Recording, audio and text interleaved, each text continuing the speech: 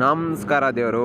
ಇವತ್ತು ವೈಕುಂಠ ಏಕಾದಶಿ, ಅದಕ್ಕೆ ದೇವಸ್ಥಾನಕ್ಕೆ ಹೋಗೋಣ ಅಂದ್ಬಿಟ್ಟು ನಮ್ಮ ಬಟ್ವಾಡಿಲಿರೋ ವೆಂಕಟೇಶ್ವರ ಸ್ವಾಮಿ ದೇವಸ್ಥಾನಕ್ಕೆ ಹೋಗಿದ್ದೆ. ನಮ್ಮ ತುಮಕೂರು ಸಿಟಿಲೇ ಏಕಾದಶಿನ ಜೋರಾಗಿ ಮಾಡೋ ಜಾಗ ಅಂತಂದ್ರೆ ನಮ್ಮ ಬಟ್ವಾಡಿಲಿರೋ ವೆಂಕಟೇಶ್ವರ ಸ್ವಾಮಿ ದೇವಸ್ಥಾನದಲ್ಲಿ ದರ್ಶನಕ್ಕೆ ಹೋಗೋಣ ಅಂದ್ಬಿಟ್ಟು ಚಪ್ಪಲಿ ಬಿಡೋಕೆ ಹೋದೆ. ಚಪ್ಪಲಿ ಬಿಡೋ ಜಾಗದಲ್ಲೇ ಗೊತ್ತಾಗಿತ್ತು ಇಲ್ಲಿ ಎಷ್ಟು ಜನ ಸೇರೋರೆ ಅಂತ ಅಂದ್ಬಿಟ್ಟು ಹಂಗ ಹಿಂಗ ಮಾಡಿ ದರ್ಶನಕ್ಕೆ ಹೋಗಿ ಲೈನಲ್ಲಿ ನಿಂತ್ಕೊಂಡೆ. ಲೈನಾಗಿ ನಿಂತಾಗ ಅನ್ನಿಸ್ತು ವೈಕುಂಠ ಏಕಾದಶಿನ ಯಾಕೆ ಆಚರಣೆ ಮಾಡ್ತಾರೆ ಅದ್ರ ಬಗ್ಗೆ ನನಗೆ ಗೊತ್ತಿರೋದನ್ನ ನಿಮಗೆ ತಿಳಿಸ್ಬೇಕು ಅಂತ.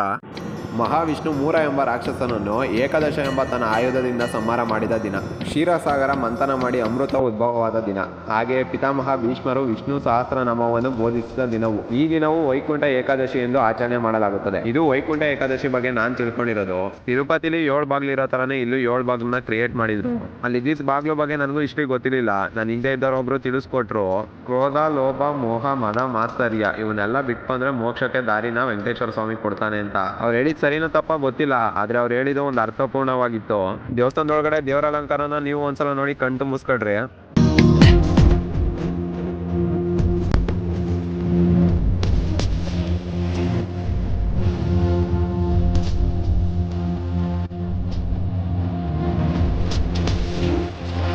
ಇವತ್ತಿನ ವಿಡಿಯೋ ಇಷ್ಟ ಆದರೆ ಲೈಕ್ ಮಾಡಿ, ಶೇರ್ ಮಾಡಿ, ಸಪೋರ್ಟ್ ಮಾಡಿ. ನನ್ನೆಲ್ಲ ಇಷ್ಟ ದೇವ್ರಿಗೂ ಬಾಯ್.